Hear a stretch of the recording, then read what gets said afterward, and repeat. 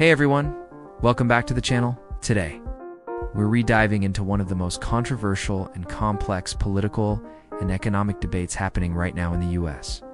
Donald Trump's big beautiful bill, his feud with Elon Musk, and the battle over the national debt ceiling. This story combines high-stakes politics, trillion-dollar budgets, and economic consequences that could affect not only the United States, but the global economy. So buckle up because this one's packed. The Trump-Musk fallout. Just a few months ago, Donald Trump and Elon Musk were enjoying something of a political honeymoon. Musk appeared to support Trump's economic agenda, including his plan for major tax cuts under what Trump dubbed the Big Beautiful Bill, or BBB for short. But things took a dramatic turn. When the details of the BBB became public, Elon Musk took 2x and blasted the bill as a disgusting abomination. He accused Congress members who supported it of betraying the American people and helping blow up the national debt. Trump, known for not taking criticism lightly, responded with insults and mockery. Suddenly, one of his most high-profile supporters had become a public enemy. So what happened? Why did this bill cause such a rift? And what does it mean for the economy? What's in the Big Beautiful Bill at its core? The Big Beautiful Bill is a massive tax cut package. Trump wants to slash taxes by $4.5 trillion over the next decade, mostly benefiting the wealthiest Americans and older retirees. In contrast, he only plans to cut federal spending by $1.7 trillion, including $700 billion from Medicaid. Even if these spending cuts are fully implemented, something many experts doubt, the U.S. would still see a net increase of $3 trillion in the national deficit.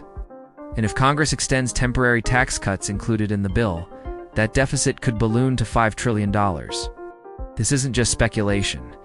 The Congressional Budget Office and the Tax Foundation, two respected nonpartisan institutions, have both warned that the BBB would add significantly to the national debt without delivering enough economic growth to offset it. The debt ceiling debate. Now here's where things get even more dramatic. Rather than simply raise the debt ceiling as has been done 78 times since the 1960s, Trump wants to abolish it completely. What is the debt ceiling, and why is this such a big deal? The debt ceiling is the legal limit on how much the U.S. government can borrow. Once the ceiling is reached, even refinancing existing debt becomes illegal, potentially causing the U.S. to default on its obligations. This creates recurring panic in financial markets. Congress almost always agrees to raise the ceiling.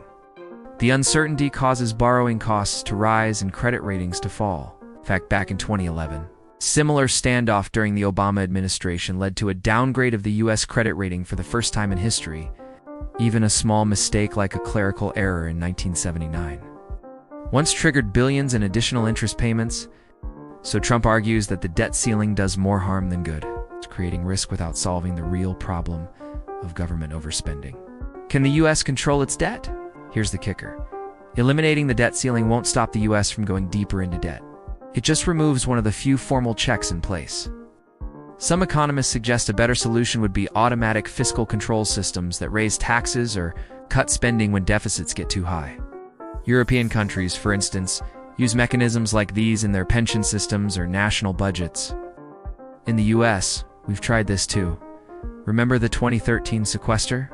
That was a set of automatic spending cuts triggered when deficit targets weren't met.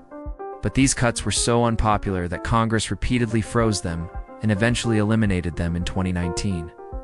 Bottom line, if politicians want to spend, they'll find a way to do it. That's a big part of the frustration driving this debate. Trump's populist strategy.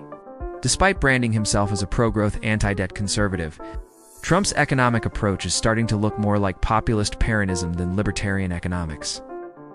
He's pushing a bill that adds trillions in deficit spending while cutting taxes primarily for the wealthy. One analysis shows that a rich 70-year-old retiree could save $109,000 under the BBB, while a middle-aged, low-income worker might save little to nothing. Even Elon Musk, who personally benefits from these tax cuts, was outraged by how unbalanced and excessive the bill is. Can Trump pass the BBB? All of this raises the big question. Can Trump actually get this bill passed? Right now, the bill faces significant resistance, not just from Democrats, but from members of Trump's own party. Senator Rand Paul, a staunch fiscal conservative, claims that at least 4 Republican senators are ready to vote against the BBB. That's just enough to block it in the Senate. The backlash from within the GOP, combined with Musk's public betrayal, has put serious pressure on Trump. It's unclear whether he'll be able to push the bill through without major concessions. So what does this all mean? We're witnessing a major turning point in U.S. fiscal policy. Trump's big beautiful bill could reshape the tax code, the national debt, and the political landscape for years to come. But it also raises serious concerns about sustainability, fairness, and political responsibility. Should the U.S. abolish the debt ceiling? Is there a better way to rein in government overspending? And will Trump succeed in passing his flagship bill or be forced to compromise? Let us know what you think in the comments below. And if you enjoyed this deep dive, don't forget to like, subscribe, and hit the bell so you don't miss any future videos. Thanks for watching, and we'll see you in the next one.